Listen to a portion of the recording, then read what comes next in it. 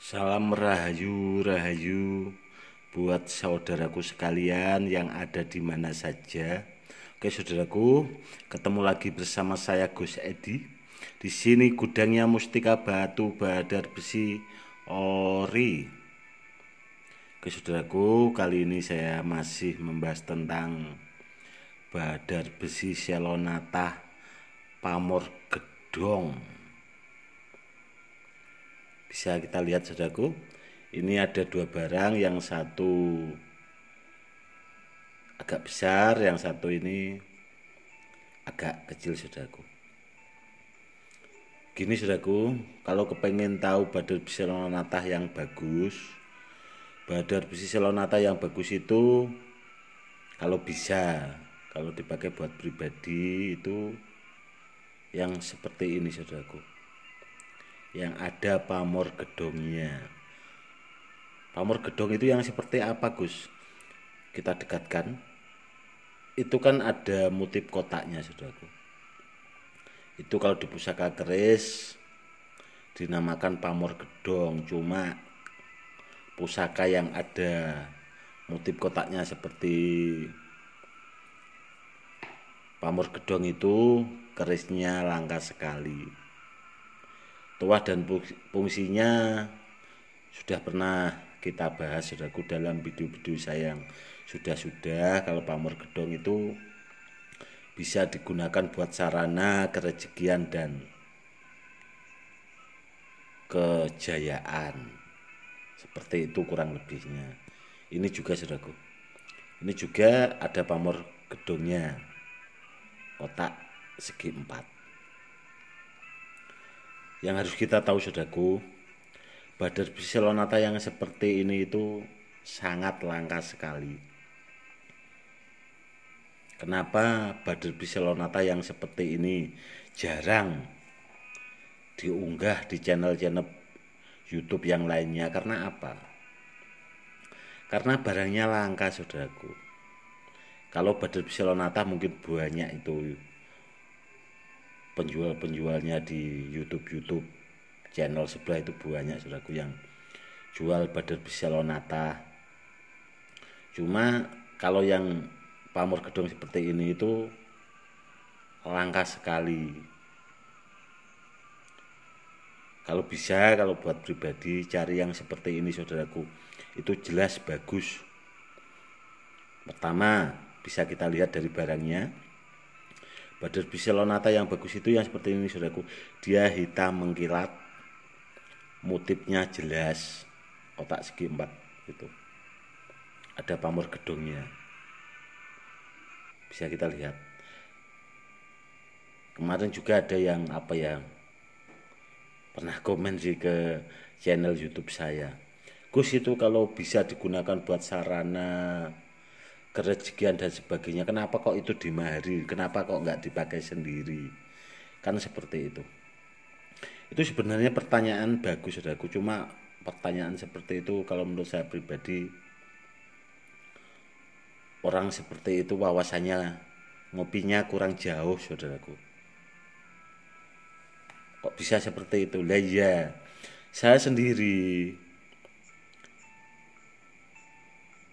kalau barang-barang bertuah saya juga menggunakan, saudaraku. Saya kan seorang kolektor. Otomatis saya punya badar besi selonata yang super bagus. Itu nggak cuma 1-2, saudaraku. Karena saya seorang kolektor. Kenapa kok setiap barang yang saya upload itu sebagian orang itu barangnya kok bagus-bagus semua, Gus? Ya karena saya seorang kolektor, saudaraku. Saya itu kan kalau barang nggak bagus kan nggak mungkin saya simpan. Seperti itu. Kalau barangnya bagus baru saya simpan. Kalau barangnya langka, super langka. Karena dari awal saya sebelum bikin channel YouTube itu barang-barang seperti ini itu saya koleksi, saudaraku. Bila ada saudaraku yang minat itu kan ya tidak ada salahnya lah istilahnya saya memaharkan. Karena apa? Karena saya merasa kasihan, karena banyak saudara-saudara kita itu yang mahari barang, dapat barangnya itu nggak pas. Nggak pasnya apa? Barangnya nggak bener, kadang palsu. Dapat badar Biscelonatanya juga kualitasnya jelek dan rendah bahasanya. Kurang layak pakai lah. Makanya saya kalau ngupload video itu barang itu saya tunjukkan yang apa ya, bener-bener berkualitas. Jadi istilahnya bila ada di antara saudara kita yang minat, itu nggak kecewa, bahasanya seperti itu saudaraku. Sudah paham ya saudaraku jawabannya itu. Kenapa barang kalau itu bagus kok nggak dipakai sendiri? Koleksi saya banyak saudaraku. Tanpa apa ya dikasih pertanyaan seperti itu saya sudah paham. Karena saya seorang kolektor dan saya pakarnya. Saya kasih apa ya, ngasih edukasi seperti ini agar saudaraku juga apa ya, kedepannya kalau pengen barang itu biar dapat yang bagus, kalau digunakan buat sarana media itu hidupnya biar lebih mapan. Karena orang berbagi itu kan indah. Kita berbagi kan tidak hanya sekedar apa ya, dengan materi, dengan uang. Kita kan bisa juga berbagi dengan edukasi, pengertian, dengan keilmuan dan wawasan kita. Karena berbagi itu indah saudaraku. Kurang lebihnya seperti itu ya saudaraku. Dan tadi saudara kita juga ada yang tanyalah istilahnya pengen buat nambah wawasan tentang barang anti silet. Gini saudaraku, apakah anti silet itu di rambut itu kalau di baju itu, di kain lah bahasanya ya, atau di baju itu kalau disayat bisa sobek? Gini saudaraku, menurut saya pribadi itu tentang pengertian jenis anti silet. Kalau nenek moyang zaman dulu gini saudaraku, anti silet itu biasanya kan kalau pengen lihat ya paling uji cobanya di rambut. Cuma kalau di kain juga nggak bisa saudaraku. Kenapa kok nggak bisa Gus? Ya seperti itu saudaraku. Kecuali kalau kita pas dalam bahaya saudaraku. Kalau dalam bahaya itu misalnya kita dibegal orang atau dirampok orang. Kalau kita punya pegangan yang benar-benar bagus, seandainya kita apa ya, kena samurai ke badan kita atau ke baju kita, itu tanpa, kalau tidak sengaja, itu memang bisa saudaraku, itu nggak sobek. Nggak sobek saudaraku, nggak bakal sobek. Itu murid saya juga pernah mengalami kejadian seperti itu karena ya kebetulan pernah bawa barang dari saya, memang barangnya sudah anti silet di rambut. Bila ada istilahnya penjual yang testimoninya di kain,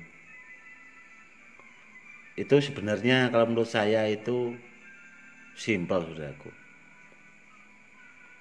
Cuma kalau barang seperti itu walaupun di anti silet di kain gitu kan, disayat-sayat di kain, kainnya nggak sobek, meskipun seandainya dimahari orang, saya pastikan itu jebol.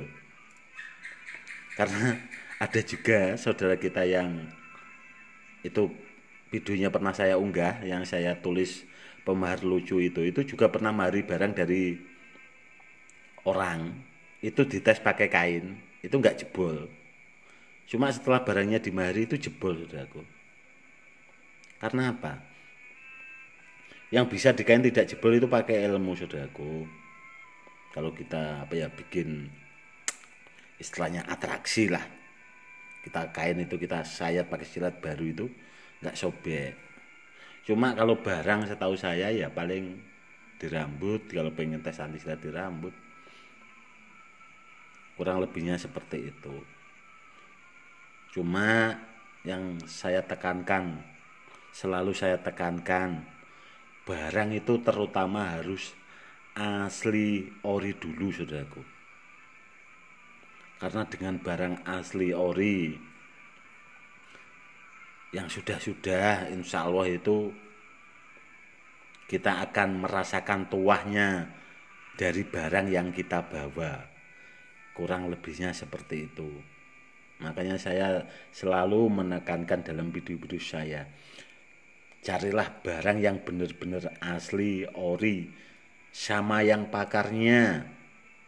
Jangan kita lihat testimoninya, terlihat hebat dan sebagainya. Kalau testimoni, kalau sama penjualnya itu udah biasa saudaraku. Jangan heran. Cuma kita kan harus paham, apakah orang itu juga mengunggah testimoni dari pemahar-pemahar orang itu. Kan seperti itu harusnya kita mikirnya. Kalau nggak ada testimoni dari orang lain kan ya percuma.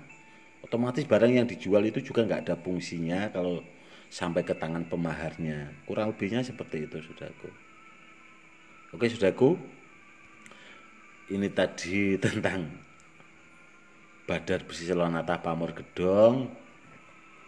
Itu tadi saudaraku ya, yang tadi WA saya jawaban tentang anti silet. Anti silet itu tingkatan tahapan kanuragan paling tinggi, bahasanya udah sangat tinggi lah.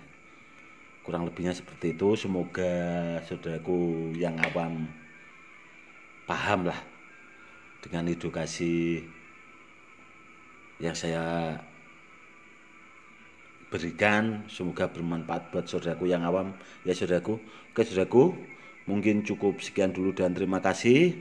Salam hormat saya, Gus Edi.